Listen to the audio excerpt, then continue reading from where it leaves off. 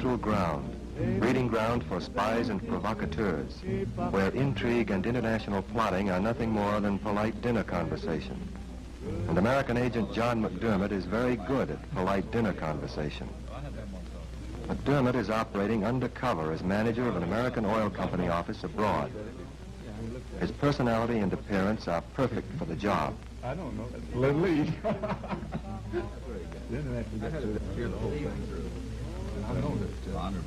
No, she's very long. Charming. Oh, Heinrich. Glad to see you. I'd like you to meet some friends of mine, Mr. Thayer, Mr. Pyle, Mr. McDermott. How do you do? Mr. Richter. Mr. Richter's with the Europa Optical Company in Zurich.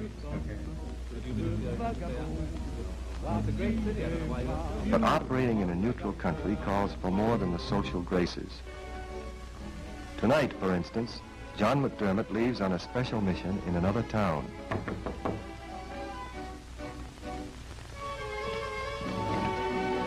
Hi, Margot. Come on in.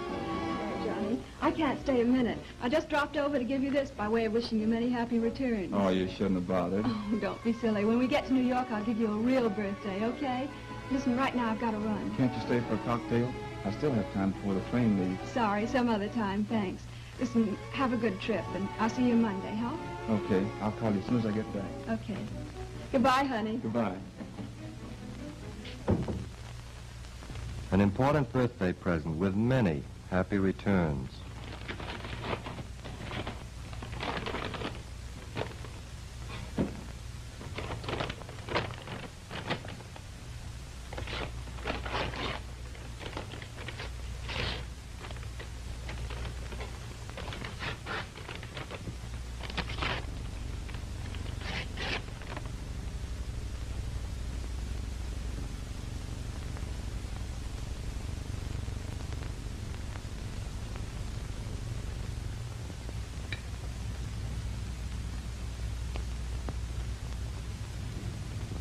This is vital material.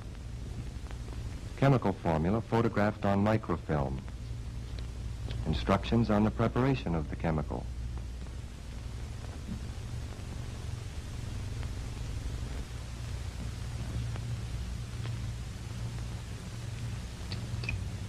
And an actual sample of the chemical itself.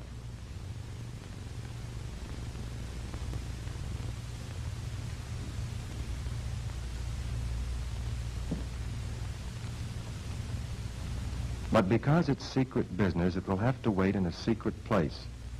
McDermott knows that whenever possible, he should hide material outside his apartment, where its discovery would not incriminate him. But there's a train to make now. There's no time.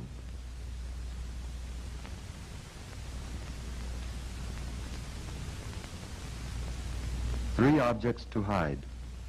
3 separate hiding places required, just to make it tougher. A few minutes to do the job.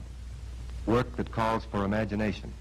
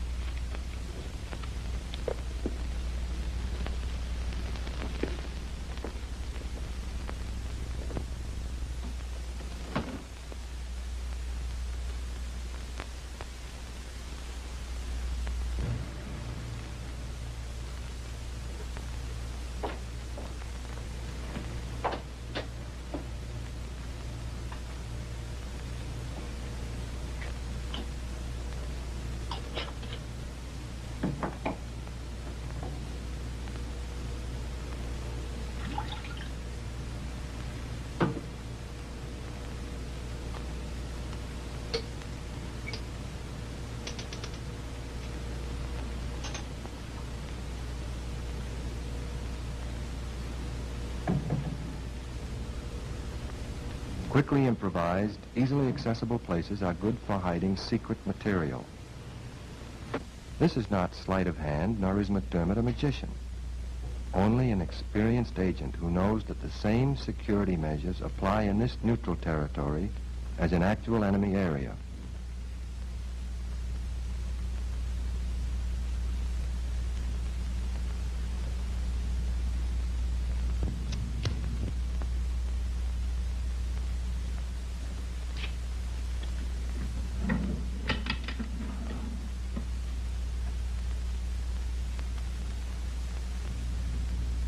To the well-trained agent, traps are a vital point on the espionage agenda. They may be quickly improvised, and to the man in the field, setting them soon becomes a reflex action. If a certain word in that letter is not flush against the envelope when he returns, then McDermott will know some enemy agent forgot to watch his P's and Q's.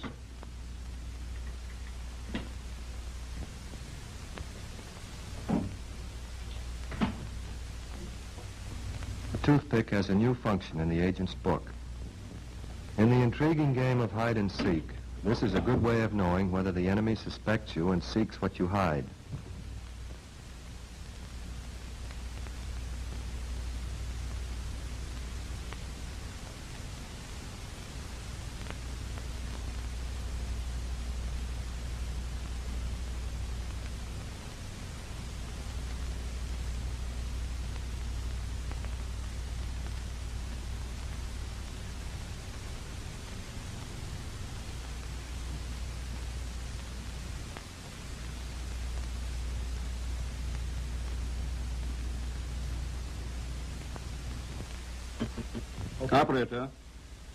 Operator, 100583. Hello, is this you, Gruber? Richter here. I have just met a certain gentleman named John McDermott. M-C-D-E-R-M-O-T-T. Monterey Arms. Will you arrange an interview, please? Yeah.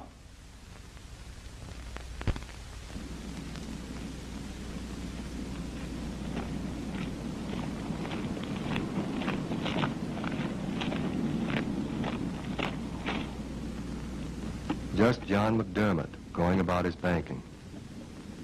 He finances himself for this mission from his own private bank under a tombstone.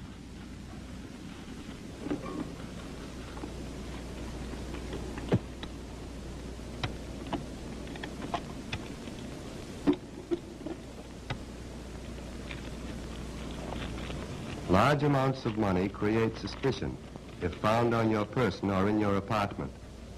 They should be hidden outdoors, in public places, whenever possible.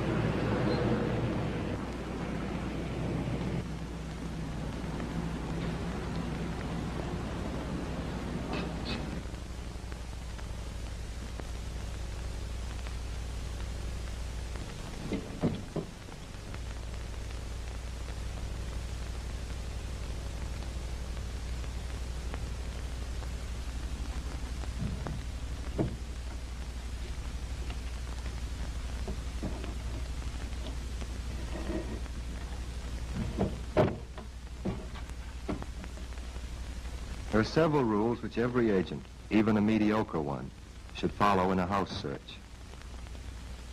Our friend Herr Richter has forgotten a few.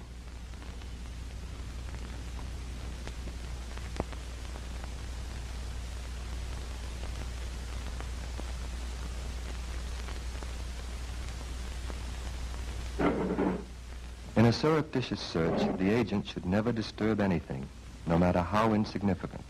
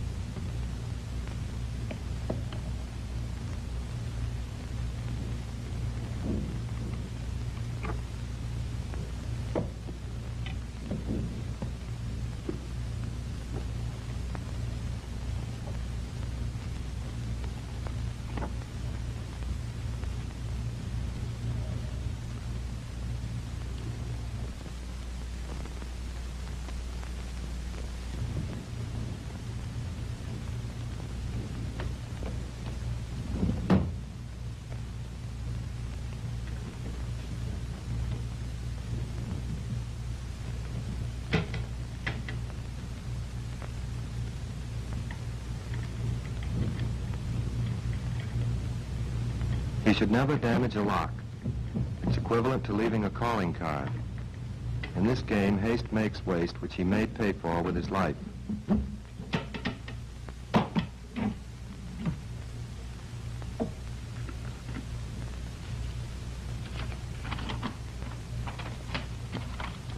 He must learn to distinguish between important and unimportant material.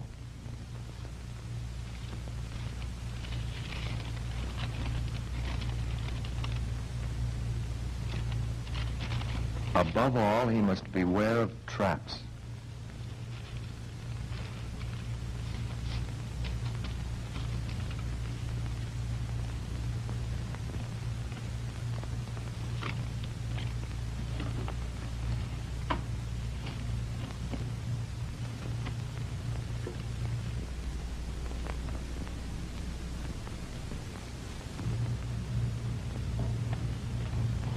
Unless the agent is rushed for time, he should never make a superficial search. That's almost worse than no search at all, since he runs the risk of being uncovered without uncovering anything.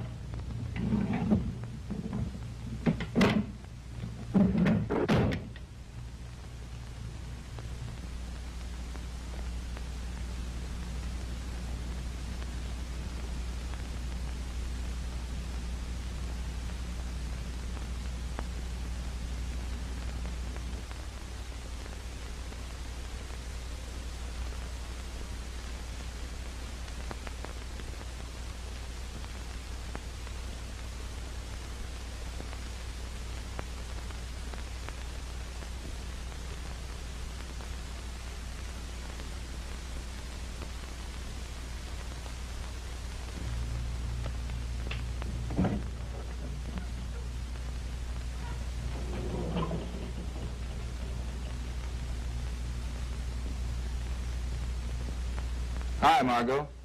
Yeah, I just got back. I think we've got that contract if we want it. Yeah, I'm happy about it, too. Say, would you be interested in a rare edition of Plato's Republic at $5? Good. I'll bring it along when I see you. Okay. Goodbye now.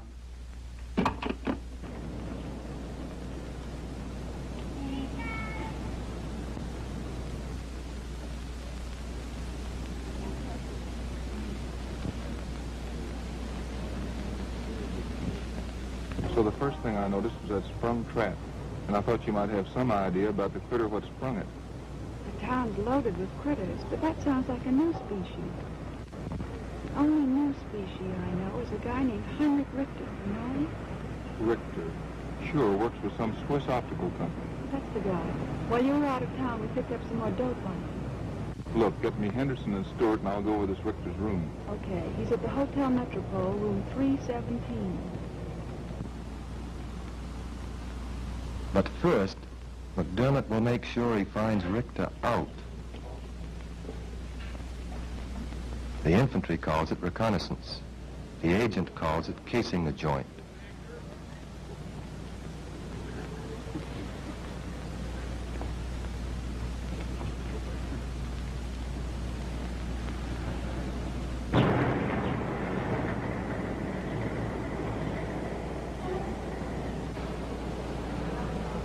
In this business, every house search begins with a reconnaissance. To deal with the enemy, you must first know your enemy.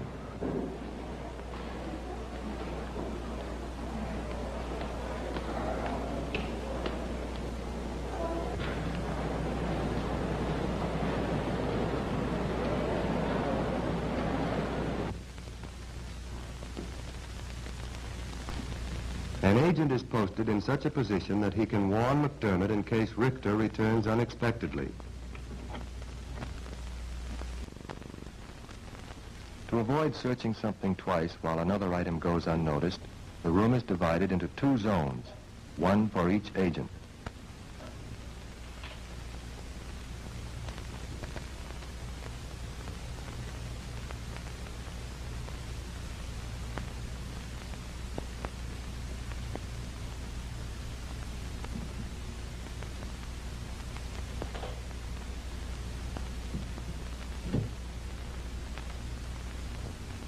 And the way these zones are covered marks the difference between a good search, such as this one, and a futile one, such as Richter's.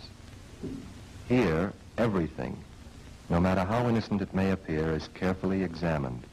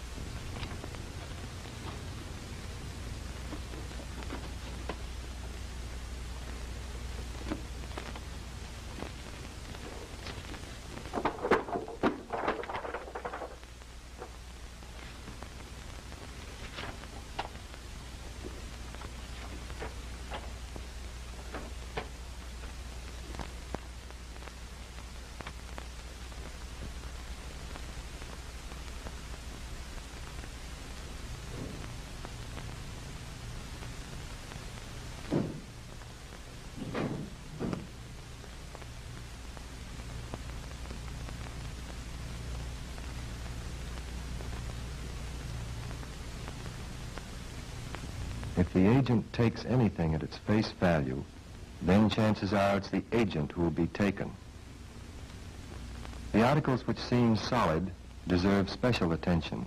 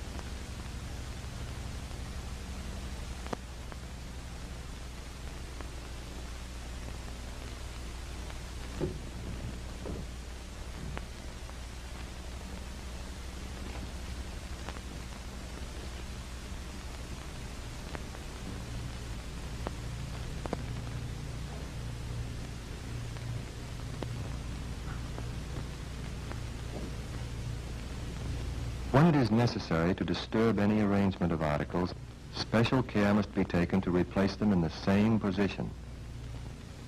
A piece of paper, a ruler, or even a book may be used as a straight edge in measuring between items.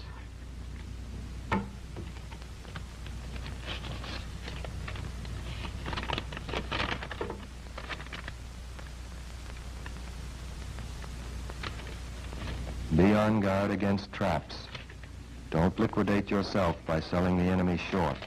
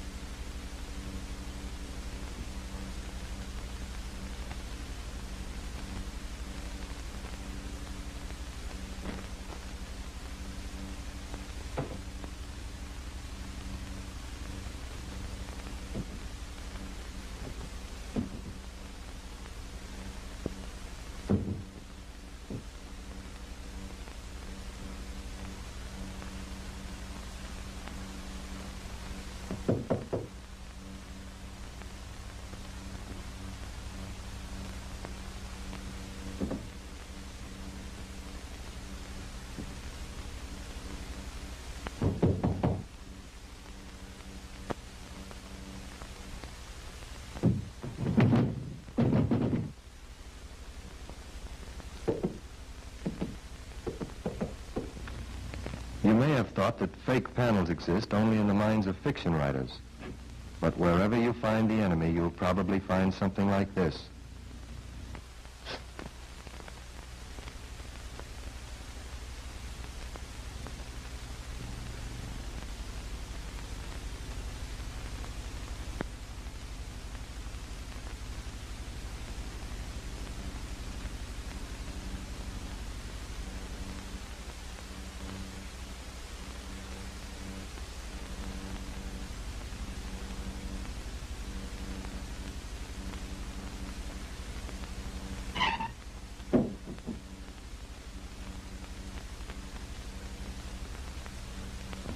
Armed with the knowledge of what's in Richter's hands, McDermott is now complete master of the situation. He can alter his plans or his plots wherever necessary.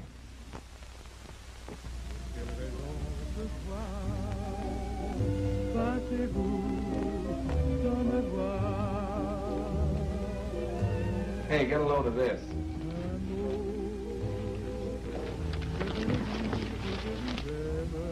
German jailed on housebreaking charge.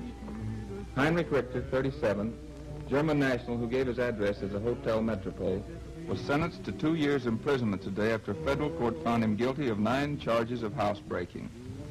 Richter was apprehended in the act of entering a hotel room occupied by a prominent member of the British Diplomatic Corps. The police said they were informed of his criminal record by an anonymous telephone call last week. Anonymous?